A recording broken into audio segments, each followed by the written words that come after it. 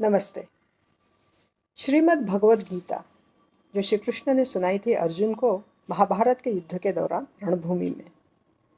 गीता में 18 अध्याय हैं और कुल मिला के 700 श्लोक। आइए इस माध्यम के जरिए हम इन श्लोकों का सही उच्चार कैसे करते हैं ये जानने का प्रयास करते हैं। आप सभी को मेरा जय श्री कृष्ण।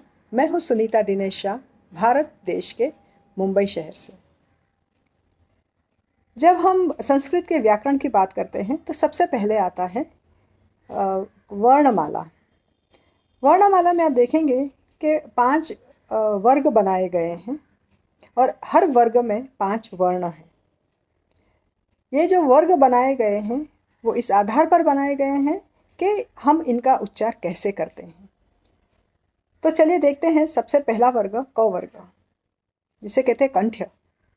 इसमें जो आने वाले वर्ण है वो है क ख ग घ ऊ।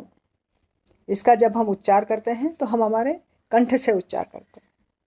दूसरा वर्ग है च छ ज ज ञ। इसे कहते हैं तालव्य, क्योंकि इन वर्णों का जब हम उच्चार करते हैं तो हमारी जिह्वा हमारे तालु को स्पर्श करती है। तीसरा वर्ग देखते हैं जो है ट वर्ग। ट ठ ड ढ न। इसे कहते हैं मूर्धन्य, क्योंकि इन वर्णों का जब हम उच्चार करते हैं तो हम हमारे यहाँ मूल से, जिह्वा का जो मूल है वहाँ से उच्चार करते हैं। उसके बाद वाला जो वर्ग है वो है त वर्ग। इसमें आने वाले वर्ण हैं त थ द ध न। इसे कहते हैं दंत्य, क्योंकि जब इनका उच्चार करते हैं तो हमारी जिह्वा दांतों को स्पर्श करती है।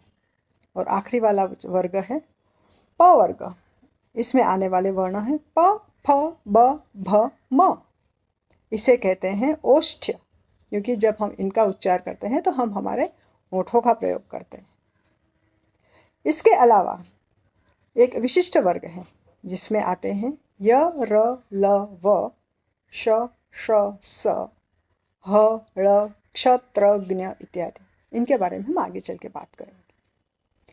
चलिए वापस आते हैं वर्णमाला के 5 वर्ग की तरफ। इन 5 वर्गों में जो आखिरी वाले वर्ण हैं उसे कहते हैं अनुनासिक। जब भी किसी शब्द में किसी भी वर्ण के ऊपर अनुस्वार होता है, बिंदी होती है, तो उसका उच्चार क्या होगा यह निर्भर करता है अनुस्वार वाले वर्ण के बाद में जो वर्ण आता है वो कौन से गट का है, कौन से वर्ग का है।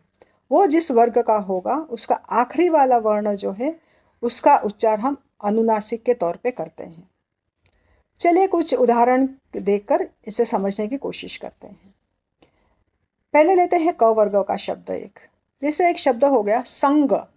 स के ऊपर अनुस्वार आया, आगे है ग। ग कौन से वर्ग का है? क वर्ग का। और क वर्ग का अनुनासिक क्या है? तो स के ऊपर जो अनुस्वार है उसका उच्चार हम करेंगे संग। च वर्ग का एक उदाहरण लेते हैं। जैसे पंछी। प के ऊपर बिंदी, अनुस्वार, आगे आया छ जो है कि च वर्ग का, जिसका अनुनासिक है ञ, तो उसका उच्चार हम करेंगे पंछी। आगे चलते हैं ट वर्ग की तरफ। उदाहरण के तौर पर पंडित। प के ऊपर अनुस्वार, आगे आया ड जो कि है ट वर्ग का, जिसका अनुनासिक है ण, तो उसका उच्चार हम करते हैं पंडित। आगे चलते हैं त वर्ग। बंधन। ब के ऊपर अनुस्वार, आगे आया ध। ध कौन से वर्ग का है? त वर्ग का। उसका अनुनासिक क्या है? न। तो ब के ऊपर जो अनुस्वार है उसका उच्चार हम न की तरह करेंगे, बंधन। आगे चलते हैं प वर्ग की तरफ। जैसे कि एक शब्द है चंपा। च के ऊपर अनुस्वार, आगे आया प, तो उसका अनुनासिक आखिरी वाला वर्ण म, तो उसका उच्चार हम करेंगे चंपा। आगे चलते हैं विशिष्ट वर्ग की तरफ, जिसमें है य र ल व। र को छोड़ के य ल और व, जब भी अनुस्वार के बाद ये वर्ण आते हैं तो उनका अनुनासिक वही वर्ण होता है। जैसे संयोग। स के ऊपर बिंदी, आगे आया योग, योग का य, तो उसका अनुनासिक भी होगा य, संयोग। संलग्न। स पे अनुस्वार, आगे आया ल, तो उसका अनुनासिक ल, संलग्न। संवेदना। स के ऊपर अनुस्वार, आगे आया वेदना का व, तो उसका अनुनासिक होगा व, संवेदना। वैसे ही आगे र, श, श और स, ह, इनके जब ये अनुस्वार के बाद आते हैं तो उनका अनुनासिक होता है म। जैसे संरचना, स के ऊपर अनुस्वार, आगे आया रचना का र, तो उसका अनुनासिक होगा म, संरचना। संशय, कंस, सिंह। और क्योंकि इनका जो अनुनासिक है वो ऊपर आए 5 वर्ग के आखिरी वाले अनुनासिक नहीं है, इसलिए उनको उन वर्गों में सम्मिलित नहीं किया गया है। तो ये आज हमने देखा अनुस्वार और अनुनासिक के बारे में। आगे का हम दूसरे सेशन में देखेंगे। आपका दिन शुभ हो, मंगल हो, यही कामना के साथ धन्यवाद। जय श्री कृष्ण।